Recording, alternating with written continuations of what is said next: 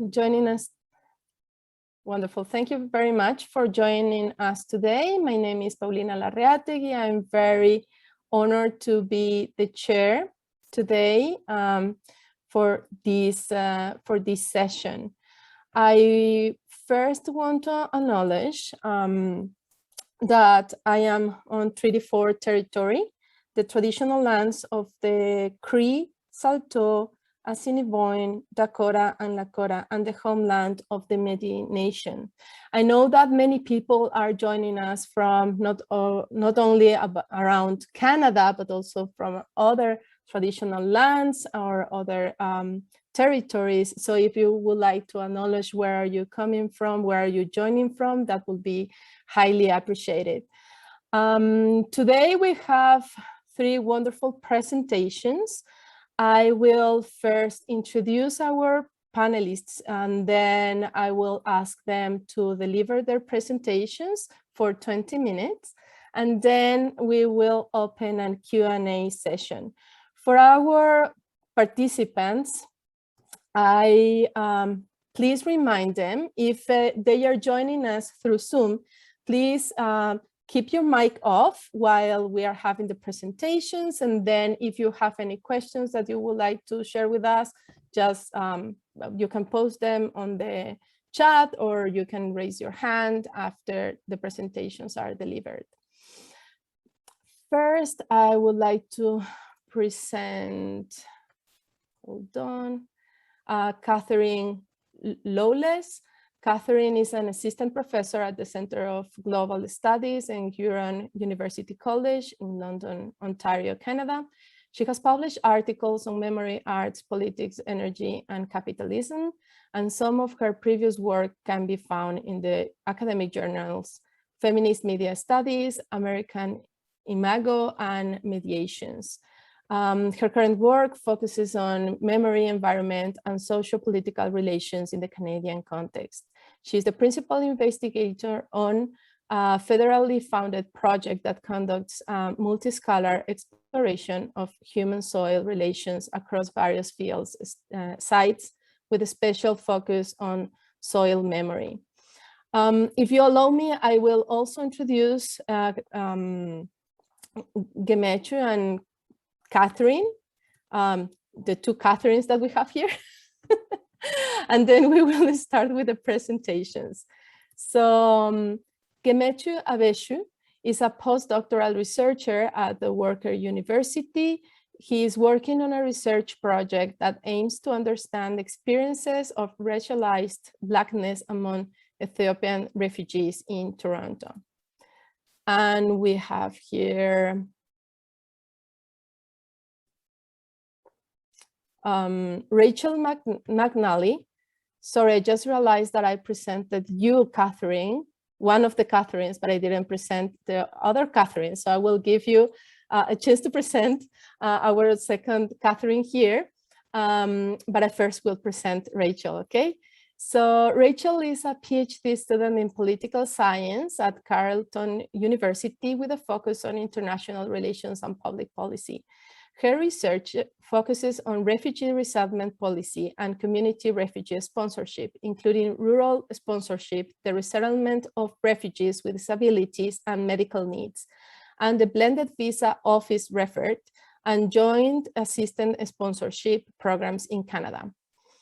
Yeah, so if you, Katherine, could please present yourself, introduce yourself. Sure. Hi, everyone. My name is Katherine Pendakis, and I'm an assistant professor at Memorial University of Newfoundland at Grenfell campus. And my areas of interest are transnational politics and diasporic memory practices. We'll leave it at that. It's very nice to be here. Wonderful. Thank you very much, Katherine. And thank you all for being here today. Rachel, let's start with your presentation then. As we mentioned before, we will have 20 minutes of presentations, and when we have 3 minutes left, I will show you a sign, and then when we have 1 minute, I will show you another one. Thank you very much. And then the floor is yours. Great, thank you so much. Is my screen share working okay? Perfect. So hello, everyone. I'm excited today to present a paper that I wrote called The Role of Sponsors in Welcoming Refugees with Disabilities and Other Special Needs, an analysis of Canada's Joint Assistance Sponsorship Program. And this paper builds on some research that I conducted as part of my master's thesis, but then kind of goes beyond that to some research specifically on the Joint Assistance Sponsorship Program. So in the context of this conference, and particularly one of the sub-themes, which is around how local actions generate migrant-friendly laws and policies, one of the questions that I want to ask today is how have Canadian sponsors contributed to more inclusive selection criteria for resettled refugees? And especially historically, we see with the Joint Assistance Sponsorship Program, and I'll go into a little more detail of what that program is in a moment, but historically, the willingness of sponsors to support refugees who have been labeled as having special needs has enabled Canada to accept refugees who would otherwise be rejected for resettlement. And so for those of you who may not be familiar with all of Canada's resettlement programs, I wanted to show how joint assistance sponsorship fits into this broader landscape of Canadian resettlement. And so sometimes Canadian resettlement is talked about in terms of there's this public government-assisted refugees program and then a private sponsorship program on the other side, but it's really more of a public-private continuum. So we see on the one side that in the government-assisted refugees program, the government is providing financial support, and then government-funded settlement agencies are providing settlement support.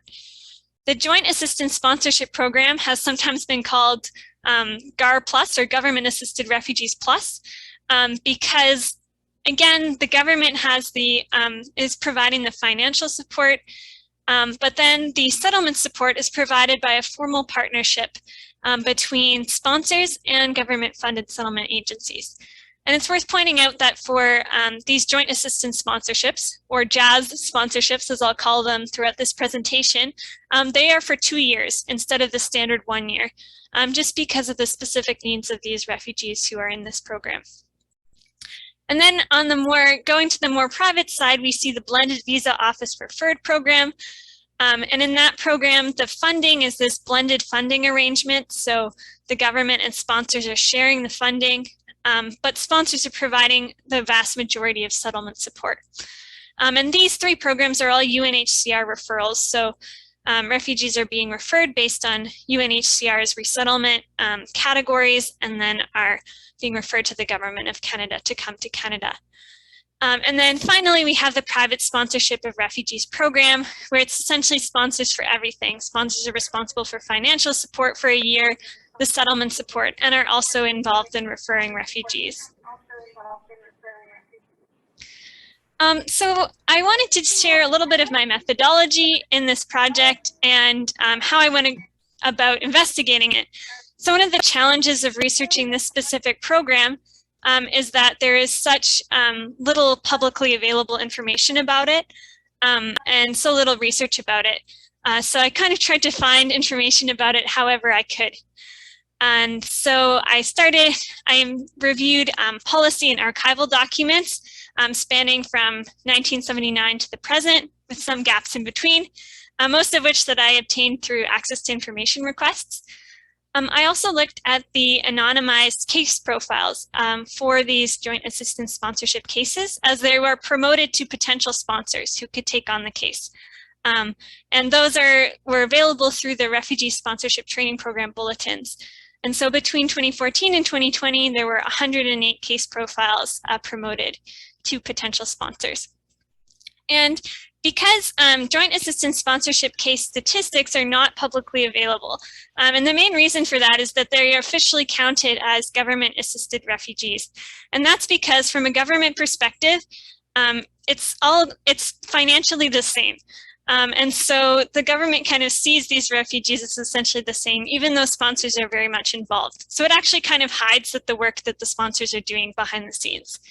But because of that, I had to, in order to get statistics on the program, I had to request a custom statistics report from Immigration, Refugees, and Citizenship Canada. And what I found out was that between 2014 and 2019, there were 365 refugees sponsored through the JAZZ program. So this is much smaller than Canada's other resettlement streams, but it's significant enough that the program deserves some attention. And then finally, I conducted 10 key informant interviews, some of which were broader about looking at the role of public and private actors within Canada's resettlement system.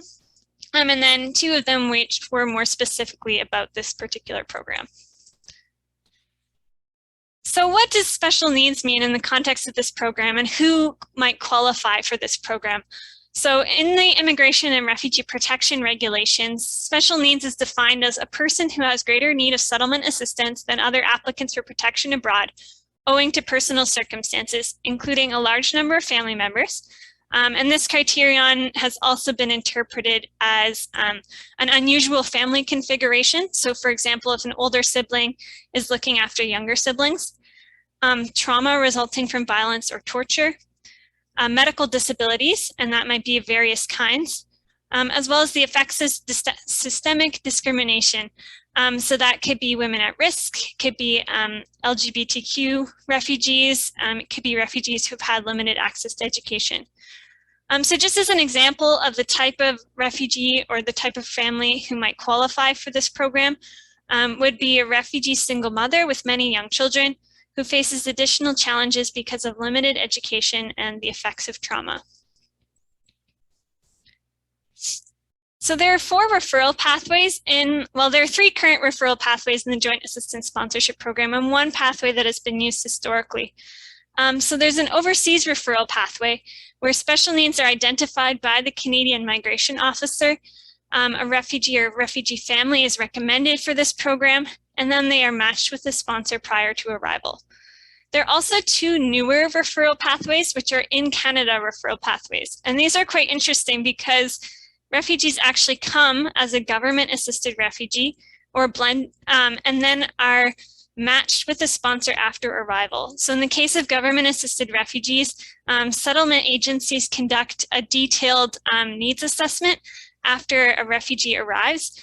And one thing that they can do after this needs assessment is refer this family to the program to be potentially matched with the sponsor. And so that pathway was started in 2013 with a pilot and is now permanent. In exceptional cases, a case might also be converted from a blended visa office referred case after arrival. Historically, there have also been group referrals to this program, particularly the Kosovar refugees who came to Canada in 1999 as part of the Kosovar evacuation and the Kosovar Fast Track Family Reunification Program. Those refugees were matched with sponsors across the country, and so the government was financially taking on the responsibility, and but sponsors were doing much of the settlement support. And then in the Women at Risk program, which was started, I believe in the 80s or 90s, one of the streams of that program has always been joint assistance sponsorship for women who might need additional support in their settlement. And so this program has historically developed at the same time as the rest of the kind of current sponsorship system, which is in this kind of 1978 to 1980 period following the 1976 Immigration Act, when all these programs were being developed. And the emergence of joint assistance sponsorship, some of you might know retired civil servant Mike Malloy, and I interviewed him for this paper, and he told me that the idea of joint assistance sponsorship was that it was a logical, quote, logical step or next step, given the idea at the time the sponsorship program would not only allow us to take more cases, it would allow us to take more needy cases. And essentially, Mike Malloy is expressing this idea that the availability of sponsor support actually influenced the selection criteria in terms of who would be able to come to Canada. And so at the time, one of the important parts of the selection criteria for both immigrants and refugees was the idea of being able to successfully establish in Canada. And that was interpreted at the time as being able to become economically self-sufficient within 1 year.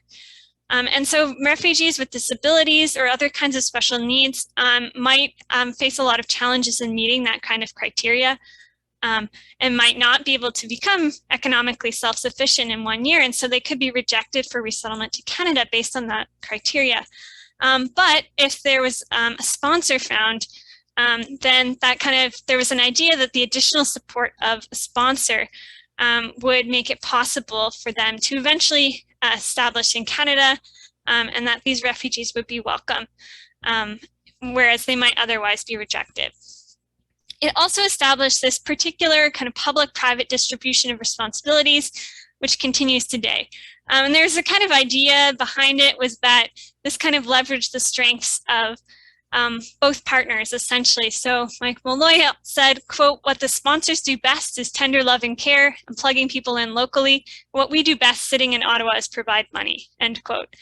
So essentially the idea that sponsors are very excellent at that social and relational and settlement support, whereas the federal government is really good at funding things, and that can work well together. And so there are a number of opportunities and challenges that this program faces in kind of meeting its potential and just going forward into the future. So I think one of the greatest opportunities and potential benefits of this program is essentially similar to sponsorship in general, which is this idea that social and relational support can be beneficial for refugees, and that this program can continue to provide additional support to specific refugees who meet these kind of special needs criteria. And that support is often similar to a kind of extended family role.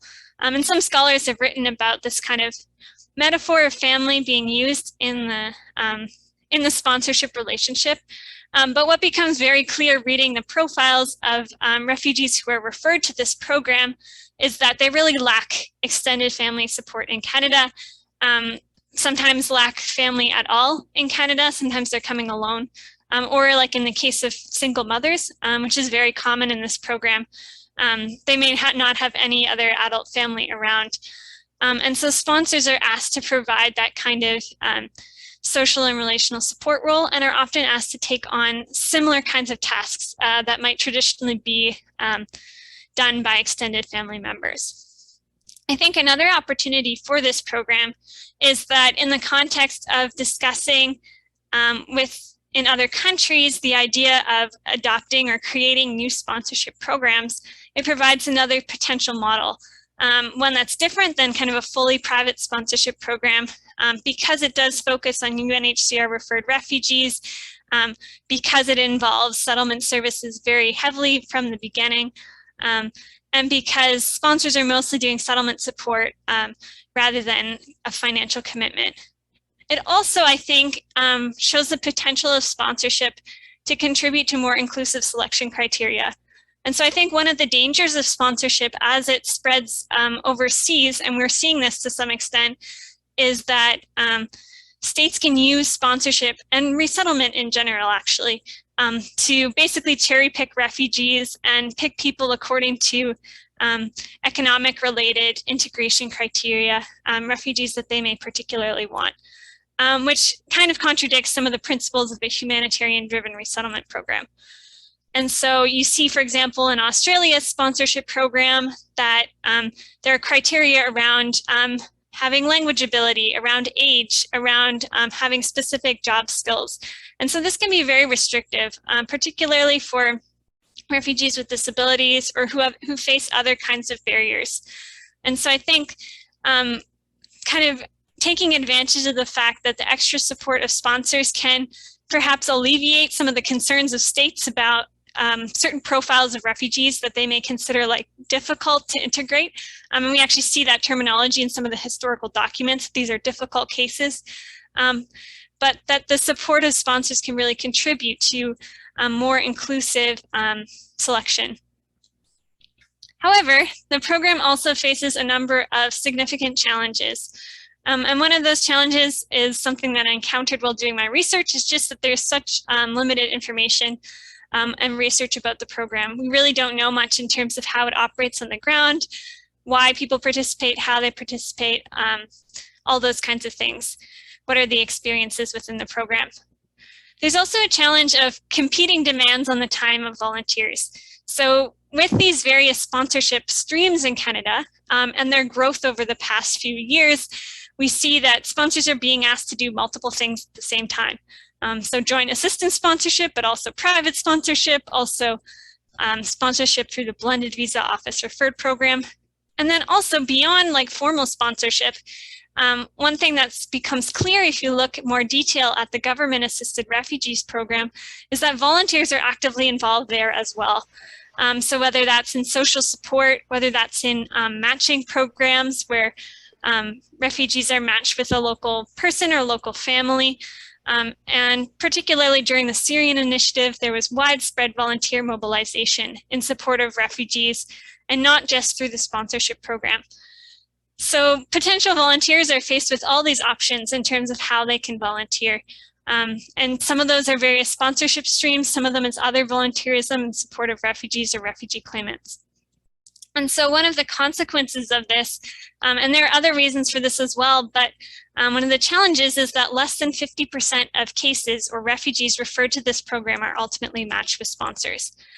And so many refugees who would benefit from this support and are meeting the criteria and are referred either overseas or in Canada are actually never matched with a sponsor. And so that leaves us with a number of questions, but one of them is that if sponsors are unable or unwilling to sponsor all of the refugees referred to the program, what are the implications? So what are the implications in terms of refugees receiving adequate settlement support, just adequate support in general?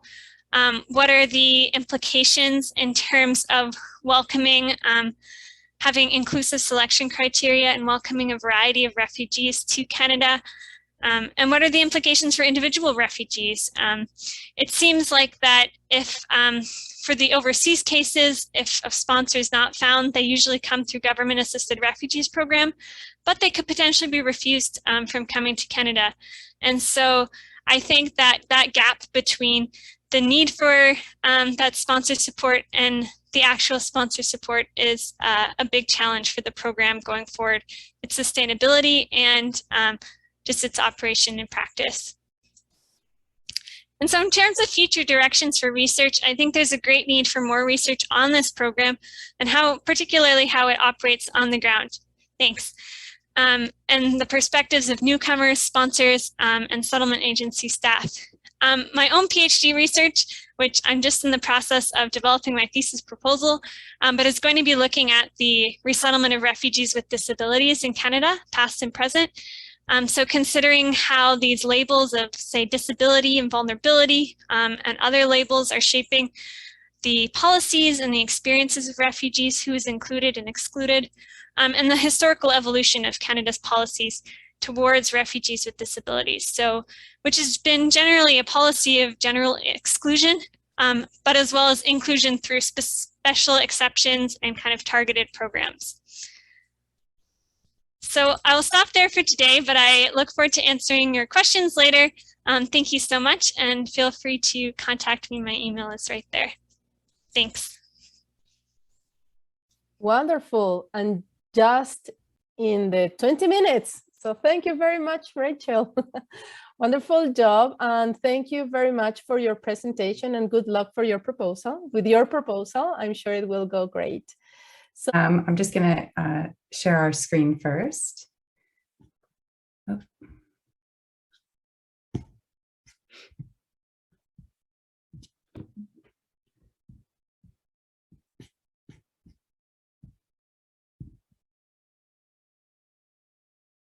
Okay, is that working? Can everyone see the presentation? Yeah. Okay, Great. So hello and welcome. My name is Katherine Lawless, and this is Katherine Pendakis.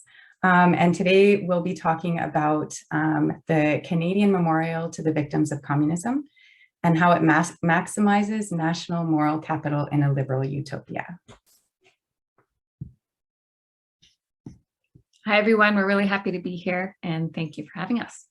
So Canada's newest national monument is called the Memorial to the Victims of Communism, Canada, a Land of Refuge, or MVC for short. And it is currently under construction in a green space near to Ottawa's judicial precinct. In our presentation today, we offer a close reading of the design evolution of this memorial to understand what political work this monument accomplishes and how. We focus on the design process, which of course is aspirational, and we present you with a series of visual designs, descriptive texts that correspond with these designs, and then we outline the funding mechanisms at work in the building of the memorial. So we argue that this project converts the victims of distant suffering into moral capital on behalf of the Canadian state. And we demonstrate how the suffering of those living under communist regimes, including exiles and refugees, becomes the literal and symbolic resources, or the building blocks, for the consolidation of Canada as a multicultural utopia. So two terms play a significant role in our analysis. We speak about moral capital, by which we mean, in a simple sense, the reputation for right action, for correct action. We also speak about utopia from the perspective of Ruth Levitas, a sociologist, who defines utopia as the expression of the desire for a better way of being.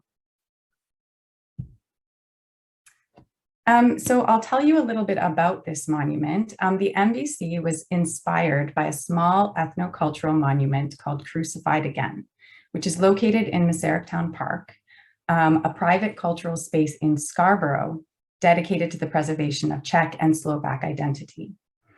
The former Secretary of State for Multiculturalism and the Czech ambassador to Canada came across this monument in a social visit in 2007 and decided that something similar should exist in Ottawa as a national monument. They initiated a small charity called Tribute to Liberty to oversee the project.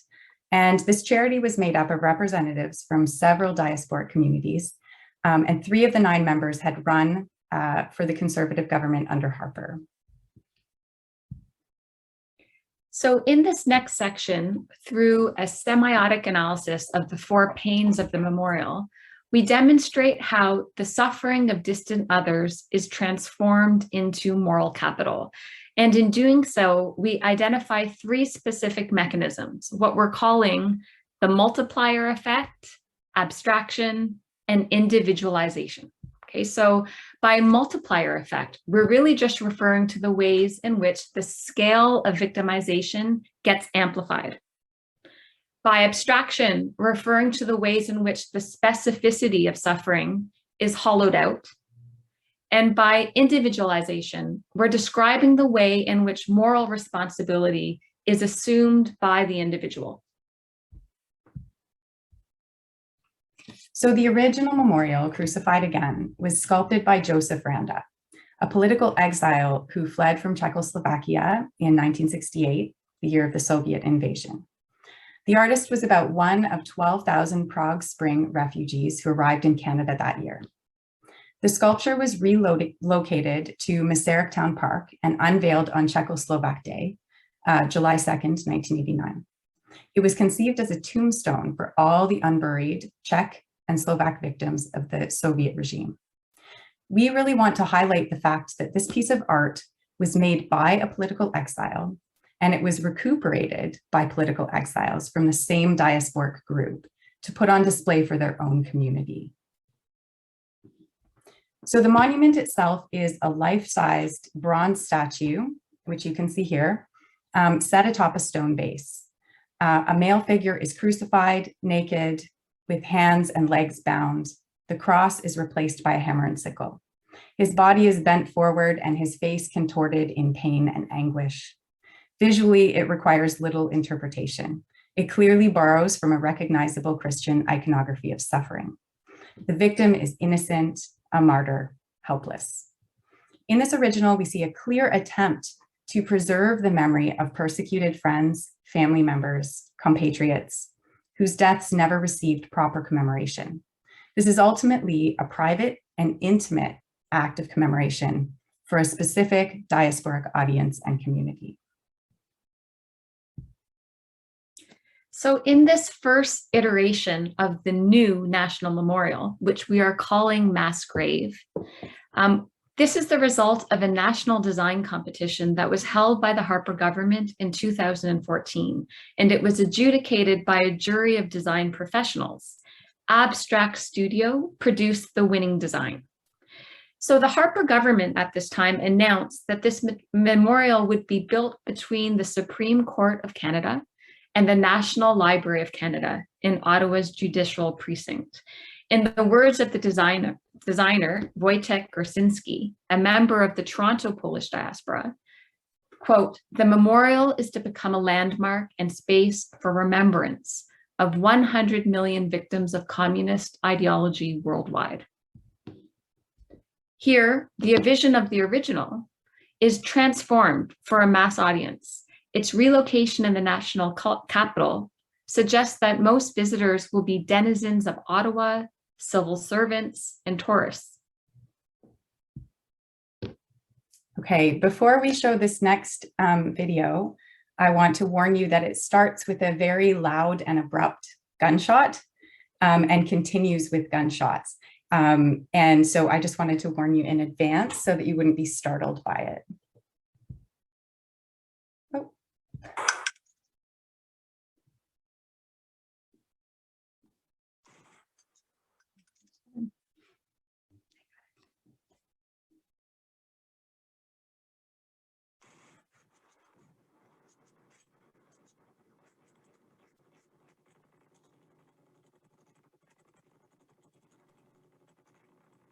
Sorry, Katherine, but it doesn't have sound. The video doesn't have sound.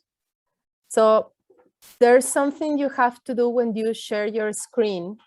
I don't remember well how it is, but you have to go in the arrow in the share screen.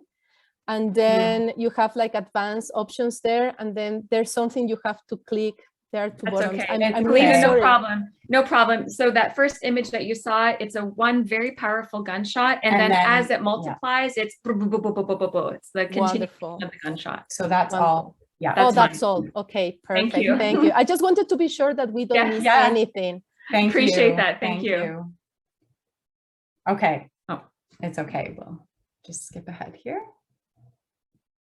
Perfect. So as you'll see in the video, the memorial features a large-scale pixelated photograph of the famous Katyn massacre in Russia. The concrete sculpture of an individual corpse and life-size memory square, and 100 million memory squares, each representing, according to the architect, the fingertip of a life lost, and that's a quote. So the image of the Katyn massacre, a mass execution of Polish military officers by Stalin in 1940, maintains some of the historical specificity of Crucified Again, but borrows from Holocaust iconography to expand the scale. I'm going to pause here for a moment.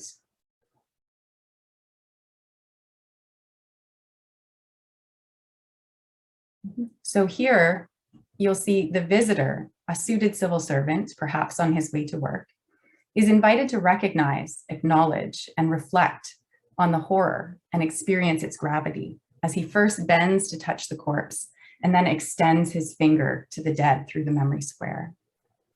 Here we see the initial workings of the multiplier effect, through which the scale of victimization is multiplied exponentially. So this is evident in the video where the individual life-size corpse rapidly multiplies to 3, then 7, or then 5, then 7, and so on upwards to 10,000, 500,000, 50 million, and finally 500 million amidst the rapid fire of machine guns. This process goes hand in hand with the reproduction of sameness, which we are calling the abstraction of victimization. Unlike Crucified Again, beyond the single fallen corpse, individual specificity is erased. It is a single death multiplied beyond comprehension and transformed into a single representation of scale. So here, the production of moral capital in this version takes the simple form of empathy with distant suffering. And this first iteration of the monument was critiqued by public figures and political and cultural elites, including architects and judges, as too, quote, brutalist and bleak. The design was revised in 2015 in response to these public critiques. In this new version, what we're calling Immigrant Wave, everything stays the same, except the large-scale photograph of the mass grave is replaced with a large-scale photograph of a mass of immigrants. In this version, the shift from corpses to immigrants not only corresponds to the narrative of Canada as a land of refuge, but it also sets in motion the first of a series of conversions. Here, the transformation of immigrants into victims through their conflation with exiles. The dead are replaced by stone-faced immigrants, portrayed here through tropes of pauperism and destitution, but also stoicism, perseverance, and arrival. Immigration brings life. Here, the multiplier effect operates in the same way as before, only now the mass of immigrants advances the scale of victimization to include the living. We are not the first to notice the bizarre repetition, if you look closely, of a woman and a child, an image that's been duplicated, right? A single photograph that gets reproduced to create the mass. We also note here the racial uniformity of the immigrant mass, extending this reproduction of sameness and uniformity and abstraction to the living. Around this time, Tribute to Liberty began to emphasize the figure of, quote, 8 million Canadians who can trace their origins to countries ruled by communism, unquote. Read alongside the design, this number multiplies the number of people who are invited to see themselves as victims through the inherited suffering of immigrant ancestors. Through this condition of inherited suffering, through the condition of inherited suffering, a second conversion is set in motion. Now, entire diasporic groups are rendered victims simply through the accident of being born somewhere a communist government was once in power. This amplifies, again, the scale of victimhood through generations yet to come. Here, moral capital is accrued by the state for being the benevolent recipient of those fleeing communism. In turn, the refugee owes a debt of gratitude to the state. In short, it takes the form of a relationship between hospitality and indebtedness. So Arc of Memory is the result of a new design competition issued when the Liberals came to power in 2015. Team RAF of Paul RAF Architects produced this winning design. The new Liberal government requested that the site of the monument be moved from its planned location between the Supreme Court and the National Archives to the nearby garden of the provinces and territories, and that a new design be chosen. So here is, oh, sorry, Kate, that was me. Here is a description in the designer's words of this new design. Quote, over 4,000 bronze rods are arranged along 365 slender posts, each one pointing at a unique angle of the sun for every hour of every day across the year. The memorial is divided in the middle at the winter solstice, the darkest day of the year, inviting visitors to step through in a metaphorical journey from darkness and oppression to lightness and liberty. At a distance, the sculptural array of bronze rods expresses the vastness of suffering of individuals under communist regimes. Up close, the memorial invites visitors to reflect on their own experiences. Ultimately, the memorial invites people to bring forth their own ideas and thoughts, to walk their own path, and recognize each other in a free and welcoming country. So in this version, all human figures have disappeared. There are no victims, corpses and immigrants are erased, and metaphors loom large. There's no historical specificity. In fact, there's no history at all. What is left are the sun and the seasons, a reflective calendar that emphasizes periods of reflection and rebirth. The description suggests growth, renewal, transformation, enlightenment, all from the perspective of the individual in the natural world. In this version, a third conversion takes place. All citizens become potential victims. Here, abstraction is at its peak. I'm so sorry. It's okay. And individualization really comes to the fore. While each individual is invited to walk his or her own path, ultimately, she or he is responsible for coming to the right decision about communism, whose opposition is rendered a natural fact. In this version, the commemoration of victims of communism is nearly fully subordinated to Canada, a land of refuge. In contrast to the Immigrant Wave, the state is not merely a benevolent savior, but also the arbiter of Canadianness as a model of right reflection. Citizens accrue moral capital through their capacities to come to the right decision about communism. Thus, the state not only accrues moral capital through the reception of refugees, but also through the aggregation of the moral capital of its citizens, whose patriotic character is primarily anti-communist. Now, the federal government has contributed $6 million to the creation of this monument, leaving Tribute to Liberty to fundraise for the rest. The fundraising mechanism is spelled out on the Tribute to Liberty website. In exchange for giving more than $1,000, benefactors receive a series of benefits. Specifically, the name of their honored victim is written on the memorial's wall of remembrance, and the story of their honored victim is told on the Tribute to Liberty webpage. For every additional $1,000, the donor can name a new victim and share their story. Given the logic of this funding scheme, we can see that there is an explicit investment in identifying and maximizing the number of those deemed victims, and of having as many Canadians as possible see themselves as part of the story of communist violence. The building of the monument depends on it. This explains in part why Tribute to Liberty regularly includes the qualifier that 8 million Canadians have been impacted by communism. In terms of moral capital, we see here that this process transforms economic capital into moral capital by rewarding donors with public recognition of their good deed of honoring victims of communism. So in this presentation, we've argued that this project, the MVC, converts the victims of distant suffering into moral capital on behalf of the Canadian state.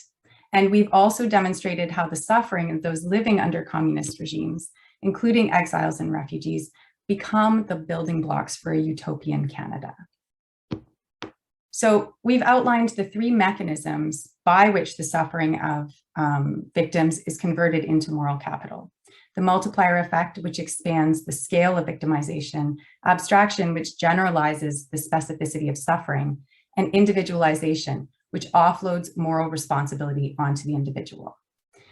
These three mechanisms result in three significant conversions: the conversions of immigrants into victims, of entire diasporic communities into victims, and then all existing and future Canadians into potential victims. These conversions do produce moral capital. In mass grave, moral capital is accrued by the visitor in the form of empathy with distant suffering. In Immigrant Wave, moral capital is accrued by the Canadian state in the form of a reputation for hospitality, right? Supported by the gratitude of the now indebted refugee. In Arc of Memory, the final design, moral capital is accrued by the citizen in the form of having the right disposition towards communism, and by the state through its governance of Canadianness as a model of this right disposition. Finally, as we've shown in the funding mechanism, moral capital is accrued by the donor in the form of public recognition. Levitas defines utopia as the expression of the desire for a better way of being. So in the story told by this memorial, the better way of being is defined only in relation to its opposite. Its shape is determined by a consensus that communism doesn't belong here. In the paper upon which this presentation is based, we developed this concept of negative multiculturalism to describe this better way of being and its tendency to kind of hollow out the complexity of immigrant and diasporic experiences and subjectivities. Thank you. Thank you.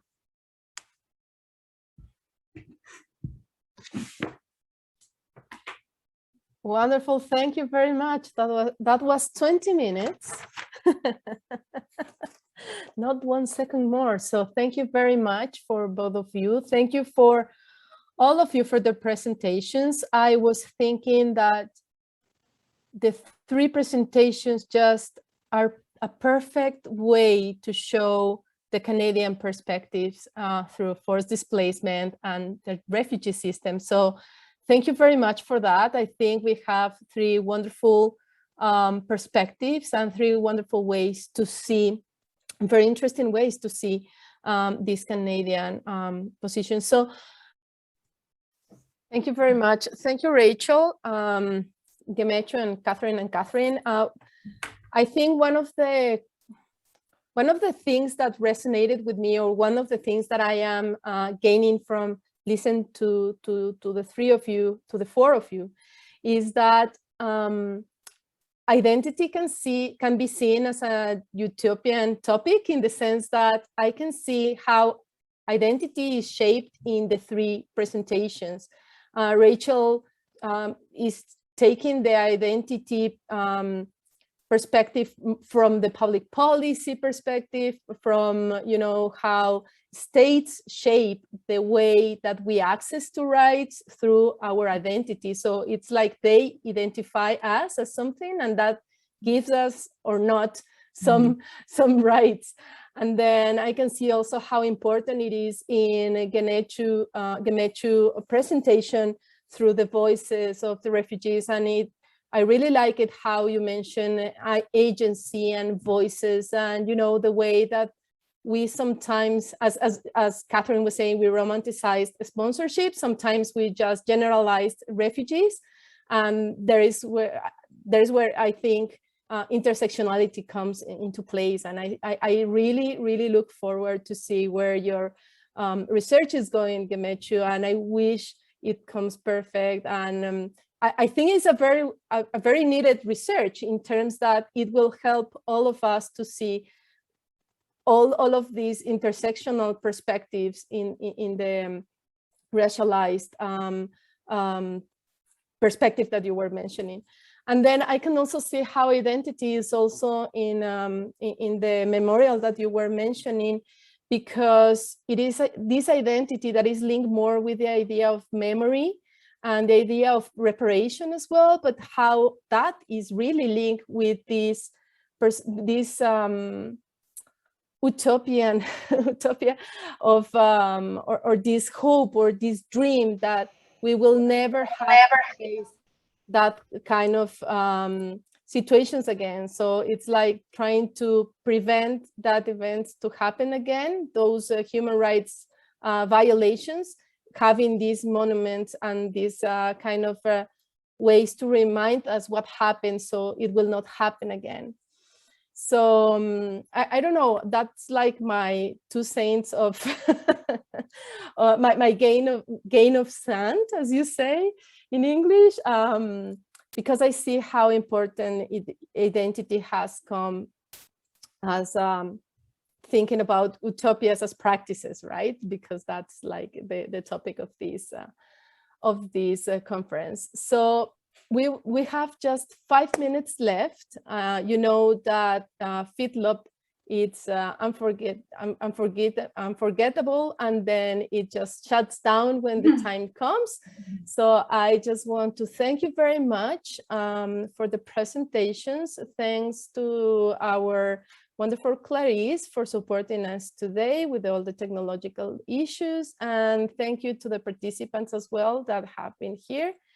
I wish you all the best. Good luck with your researches. Good luck with the PhD proposal, Rachel. I'm sure it will go great. And the same with Gemechu and Katherine.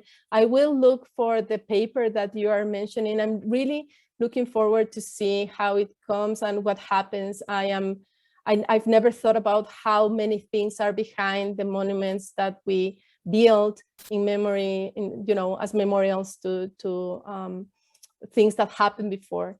So thank you very much for all. I don't know if anyone wants to share a final thought. You're very welcome.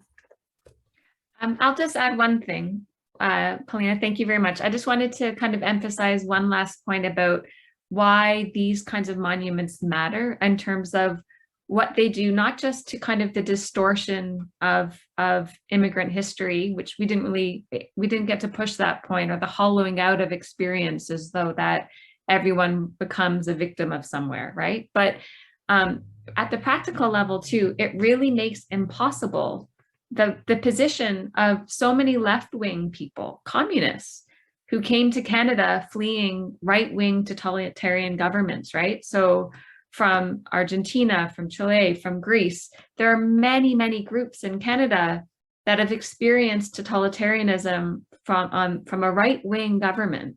And their relationship to this monument can only be one of alienation, right? What is the relationship between these groups and this monument that erases their experiences because it becomes inconceivable to be a communist victim, right? So anyway, just something to think about. I wanted to kind of emphasize the practical implications in terms of muting and silencing and taking away voice.